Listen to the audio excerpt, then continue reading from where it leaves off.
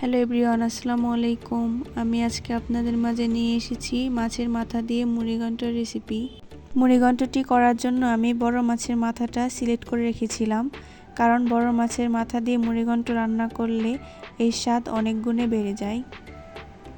লবণ, হলুদ, মরিচ, ধনিয়ার গুঁড়া দিয়ে মাছের মাথাটা মেখে রেখেছিলাম। এরপর মাছের মাথাটা ভেজে নেব। মাছগুলোকে হালকা ভেজে নিয়েছিলাম। এরপর জিরা, তেজপাতা, পেঁয়াজ কুচি, রসুন, মরিচগুলো দিয়ে হালকা ভেজে নিয়েছিলাম। ভাজা হয়ে গেলে আদা রসুন বাটা দিয়ে একটু ভেজে নিয়েছিলাম, এতে করে আদা রসুনের কাঁচা ফ্লেভারটা পাওয়া যায় না। এরপর পানি দিয়ে দিচ্ছি। এরপর হলুদ গুঁড়ো, মরিচ গুঁড়ো, ধনিয়ার গুঁড়ো দিয়ে মশলাটাকে ভালোভাবে কষিয়ে নিচ্ছি। কষানো হয়ে গেলে ভাজা মাছগুলো দিয়ে দিচ্ছি। ভাজা মাছগুলো দিয়ে মাছগুলোর সাথে মশলাটা ভালোভাবে কষিয়ে নিচ্ছি।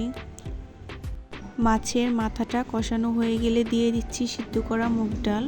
মুগ ডালগুলো দিয়ে 5 মিনিট ভালো করে কষিয়ে নিয়ে দিয়ে দিচ্ছি পরিমাণ মতো পানি। পানিটা একটু শুকিয়ে এলে দিয়ে দিচ্ছি ধনিয়া পাতা কুচি। হয়ে গেল সহজ উপায়ে মুড়িঘণ্টের রেসিপি। কেমন হয়েছে সবাই কমেন্ট করে জানাবেন।